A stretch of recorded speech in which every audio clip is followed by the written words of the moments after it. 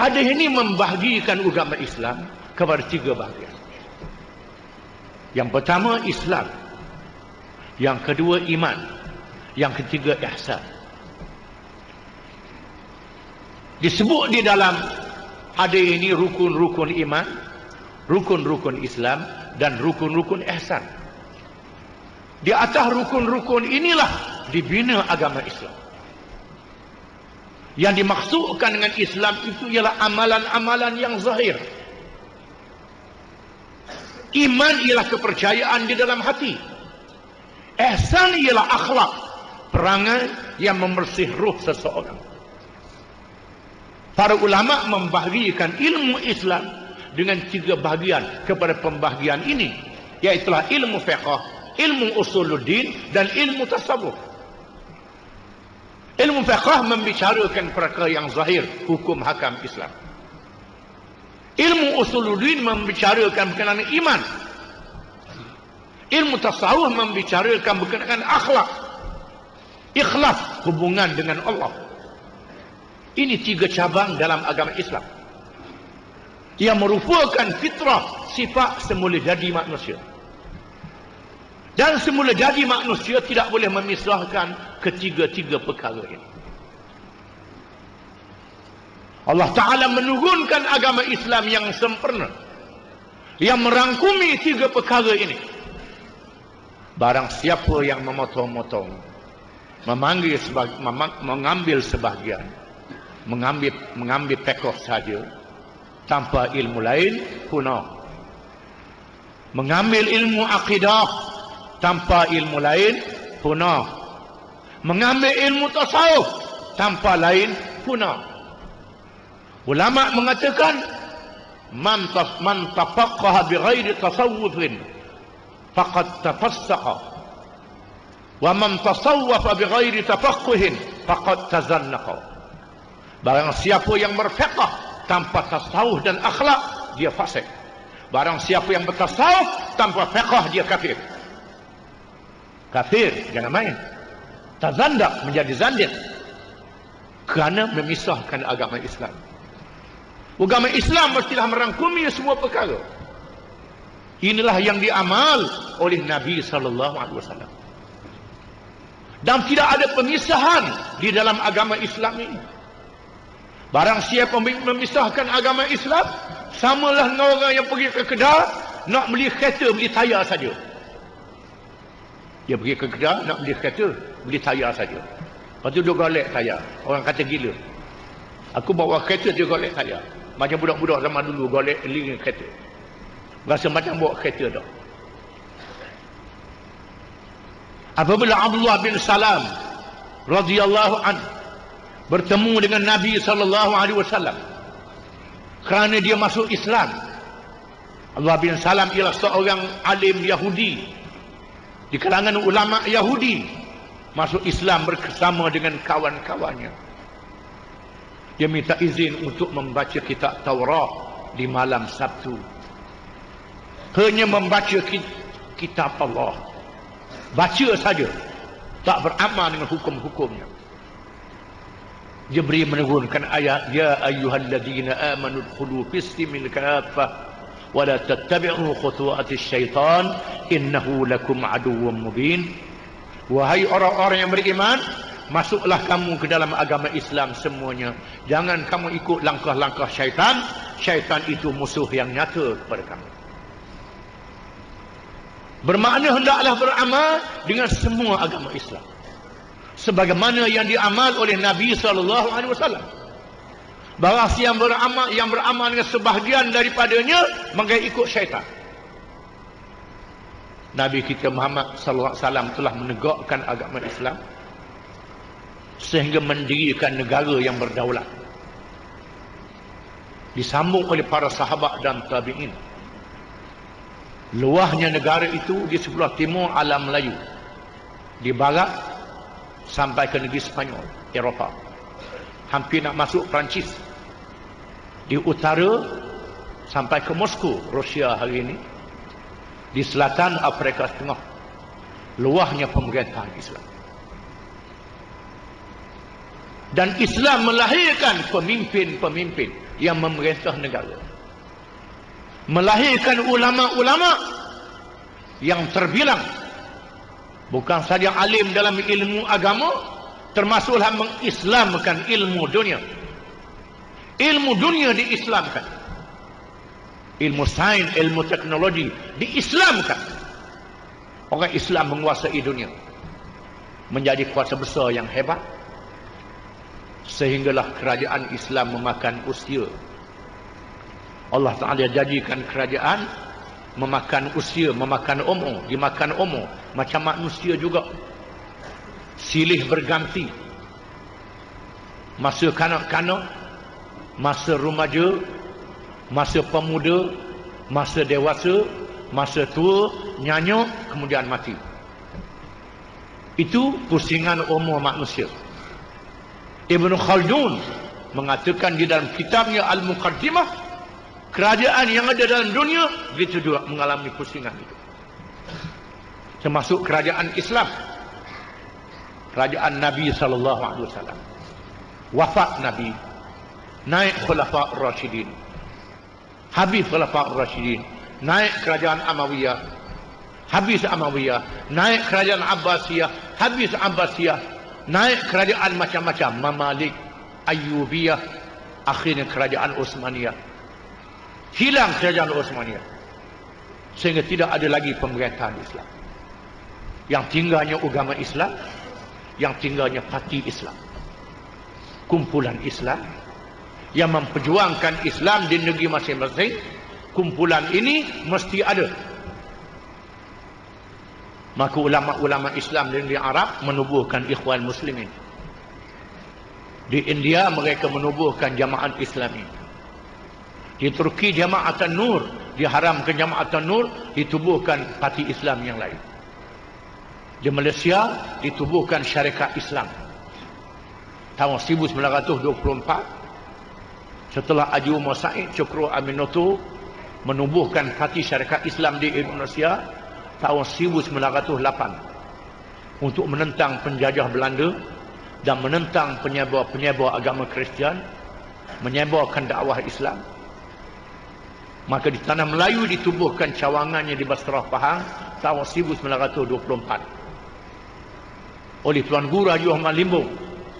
Kemudian diharamkan oleh British.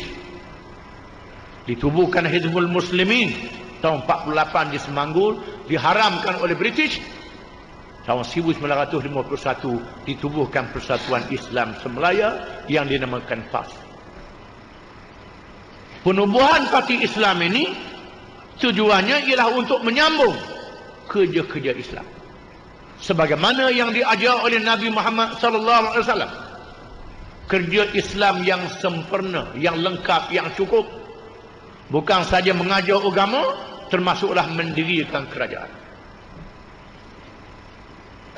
Penjajah sangat takut. Orang Islam balik semula nak mendirikan kerajaan Islam. Setelah mereka menjatuhkan kerajaan Utsmaniyah tahun 1924, sebelumnya mereka telah membuat perjanjian yang dikenali dengan perjanjian Sykes-Picot. Sykes menteri luar British, Bicot menteri luar Perancis, yang merupakan dua kuasa besar dunia di masa itu.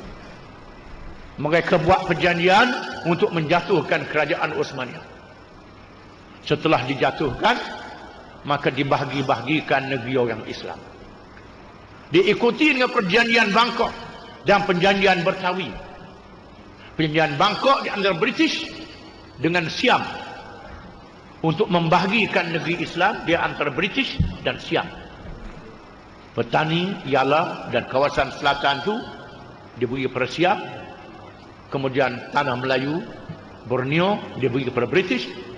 Perjanjian Bangka, Betawi di antara British dengan Belanda untuk membahagikan Indonesia bagi Belanda dan tanah Melayu bagi British.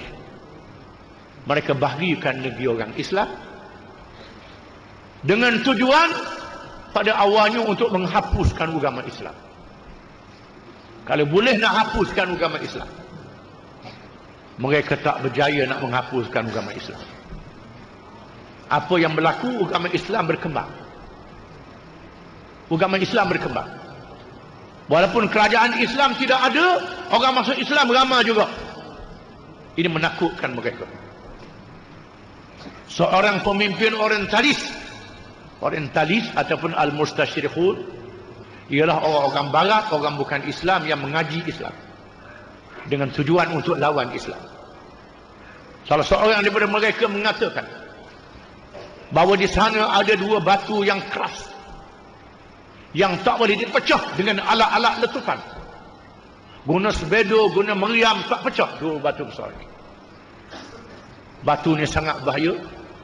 Sekiranya armada ialah pasukan kapal perang daripada negara Eropah menghampiri batu ini, kapal-kapal mereka akan pecah. Tak boleh dekat. Dua batu ni sebagai bandingan saja.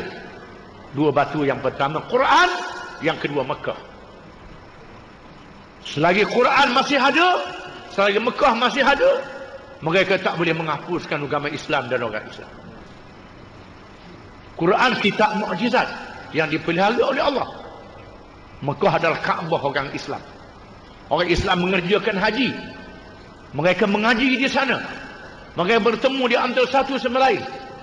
Mereka tahu bukan mereka saja orang Islam, ada lagi orang Islam lain. Mereka menjadi kuat. Dua ni mereka tak boleh hapus. Snow Orangi ini ialah seorang orientalis Belanda yang masuk Islam. Dia tukar nama Abdul Ghafur, ngaji pondok di Sumatera, pergi ke Mekah, balik ke Belanda. Dia menulis beberapa makalah dan buku, dan dia memberi pendapat.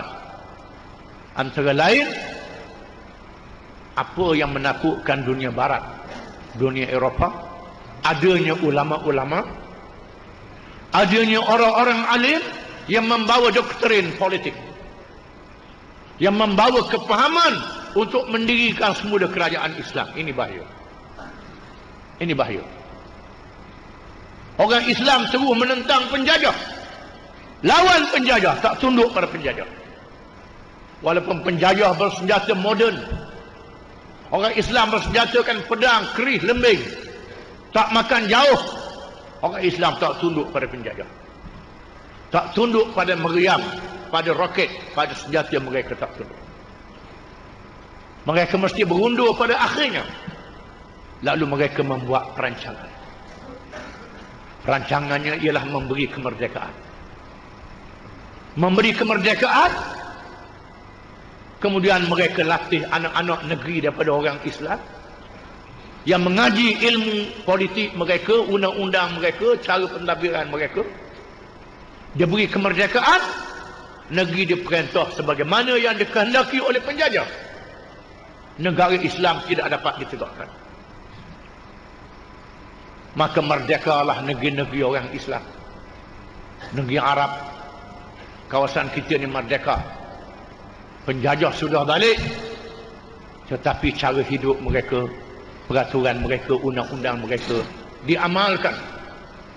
Orang Islam hanya boleh semayang di masjid, boleh pergi haji, boleh ratib, boleh berzikir, tak jadi salah.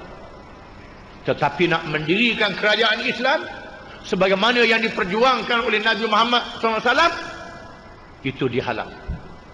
Akan disegak dengan seberapa cara sekalipun.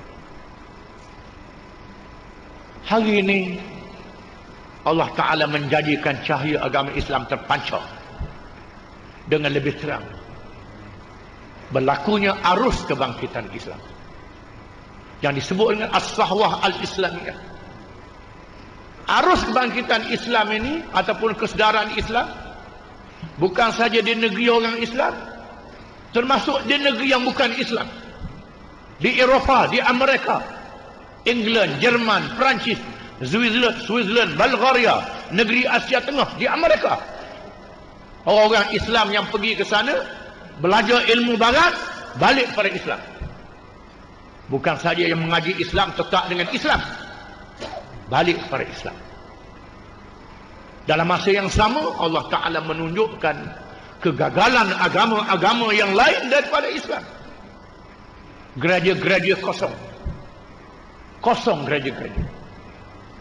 Agama-agama yang lain daripada Islam tak dipercayai oleh angkatan muda mereka, golongan muda mereka tak percaya. Nama saja menjadi pengikut agama Kristian, Yahudi, Hindu, Buddha, yang muda-muda tak ikut agama dia. Namun Islam tetap. Dalam bab agama, dalam perkara politik dan ekonomi, Allah Ta'ala menunjukkan huru-hara bercelaru, menandakan kegagalan tidak percayanya ajaran-ajaran yang lain daripada Islam. Walaupun demikian mereka bimbang Islam bangkit semula. Lalu ditubuh satu badan di bawah CIA, secara langsung di bawah CIA. Nama badan ini RAND Corporation. RAND Corporation.